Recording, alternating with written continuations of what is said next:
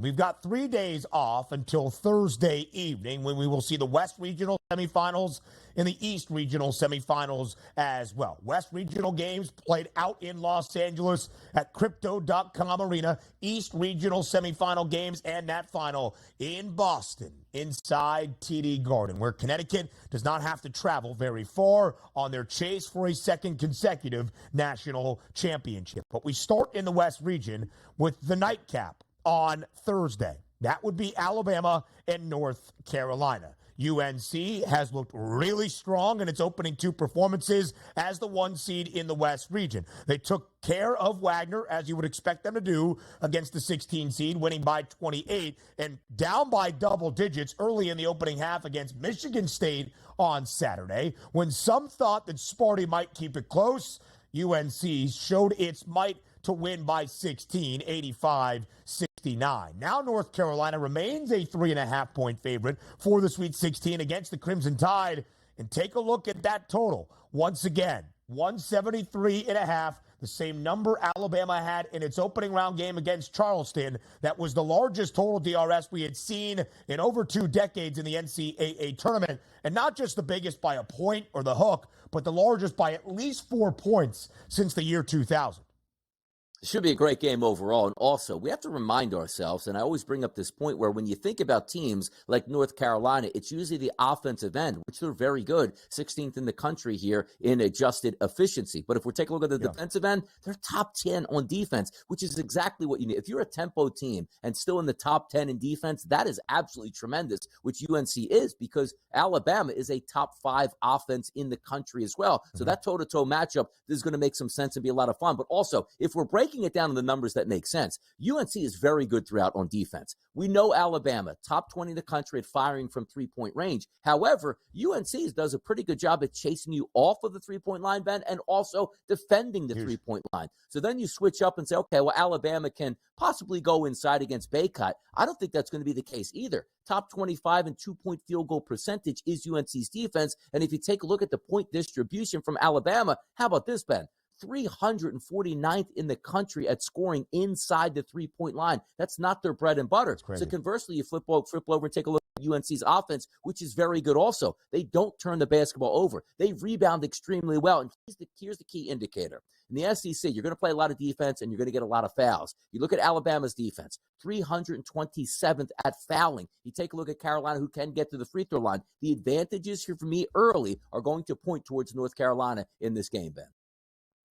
Yeah, completely agree, DRS. I don't really have an issue laying 3.5 with UNC at this moment. A really good team, keeping their opponents off the offensive glass, and in fact, third best in the country. And Alabama takes 46.6% of their shots from 3. It was one of the reasons I looked at the total last night between Grand Canyon and Alabama and said to myself, GCU, great defending the 3-point line, running you off the 3-point line. And GCU's opponents don't score a lot of their offensive output from 3. 36.5% of the overall points that the Crimson Tide score come from deep. That is top 40 in the country.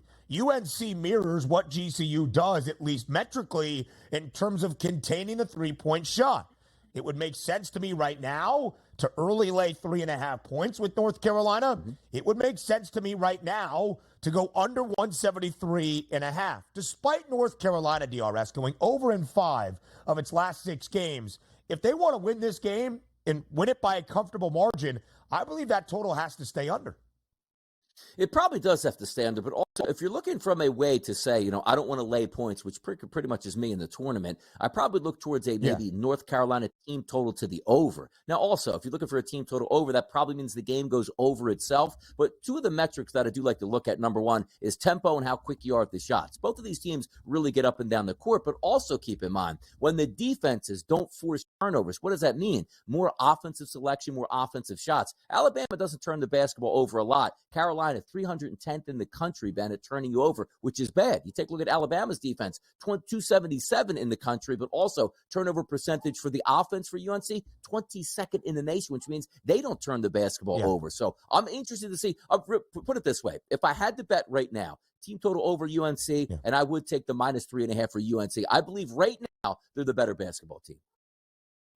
Yeah, when you look at where things stand, that's the 1-4 matchup in the West region with a spot in the Elite Eight on the line. We go to the first game up in the West region. It's the first of four on Thursday to start the Sweet 16 in Los Angeles.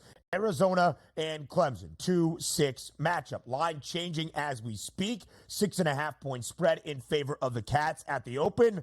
Now 7.5 points in favor of Arizona. I've been looking for opportunities to fade Arizona in the NCAA tournament. I've already faded Clemson on both of its occasions so far in the Big Dance, and it hasn't worked well for me. I might look at this spot against a really balanced Clemson team that has looked great so far in this NCAA tournament.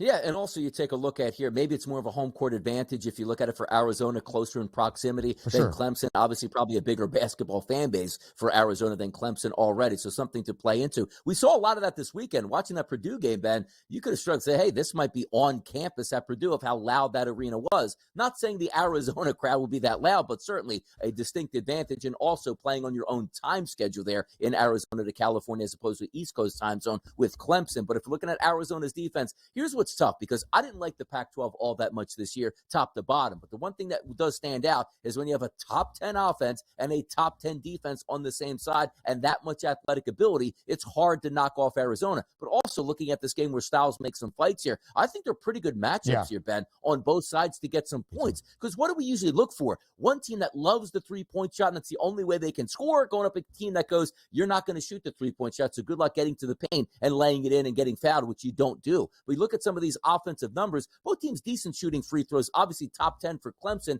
That should help them out. But having said that, Arizona doesn't foul all that much, and neither does Clemson, so maybe those extra points don't happen at the free throw line. But from a three-point structure and a two-point structure for both of these teams, they're about average on both sides. So if I'm leaning early in the week, it's not really with Arizona or Clemson. I actually think we get points in this game. I like the over early in the week between Clemson and Arizona.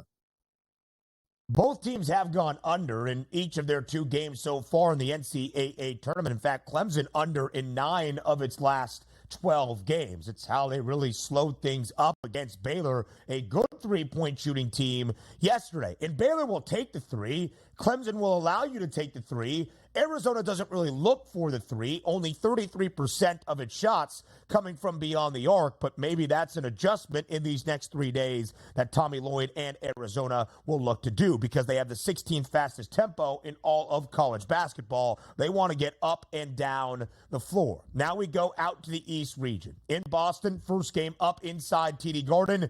It's the last game that we saw last year in men's college basketball at the D1 level. That was the national championship game, Connecticut victorious over San Diego State. Now they get to do it again. UConn a 9.5-point favorite against SDSU for this national championship rematch. The total stands at 135.5. This is tied for the largest spread that we have into the round of 16. DRS, like the national title game last year in Houston, do you think we see a similar script this time between UConn and San Diego State? Yeah, I don't know if we get a blowout in this game. I like the way San Diego State just played in their previous game, but of course, Connecticut's going to be riding that high, and that's reflected in that price point. San Diego State's a good ball club. It's still getting 10 points on what is thought to be a neutral court here when we know it's going to be a pro-Connecticut crowd. However, you take a look at some things that San Diego State does well. They're a good defense, top 10 nationally in adjusted efficiency, but UConn even best them at 8. And then to go ahead with UConn's top 2 offense here, they're going to be a really tough out. But the one thing I do like, and I'll probably focus on for myself, instead of taking a side, I've been doing very well in this tournament here, doing matchups here and taking player props, particularly from three-point range. And if one team doesn't like three-point range, then you flip it over to points scored, maybe around 10 or 15 points per player that you want to pick out. But for me, for Connecticut, again, you're going up against a very good defense that does play the three-point line well percentage-wise, Ben. Top 25 in the country, San Diego State, but they will let you shoot the three-point shot. The one thing we know about Connecticut, they're a good three-point shooting team as a whole, 53rd in the country, and also top 100 in firing from three-point range. So my early angle for this week is going to be to take a look at Connecticut from the perimeter going up against San Diego State. Too slow tempos, line working as we speak to 10.5 in favor of UConn. Of course, they have won all 8 of their games in the NCAA tournament the last 2 years by at least 13 points, including last year's national championship game against these Aztecs, 76-59. The closing number, consensus around the market, 6.5. 7 points, over under 132. Connecticut here has an advantage in terms of what the spread expects now up in double digits, laying 10.5, and the total up by a few points as well. Both teams, slow paces, really good defensively. UConn much more efficient offensively than San Diego State, although we saw the Aztecs find a spark last night against Yale. We'll have more of this preview DRS on the other side, but what a great matchup we have in the finale in the East region on Thursday. Illinois, Iowa State, 2-3 matchup at the bottom portion of that bracket. The Illini and the Cyclones. Illinois, best offense in the country. Iowa State, best defense in the country, and it's a 2.5 point spread. Look at the numbers right now. 145.5 is that total. That's a large total for Iowa State, not as large for the Illini. We'll look at this game and break it down on the other side of the break. That's the nightcap that we have on Sweet 16 Thursday night. That game in Boston, inside TD Garden.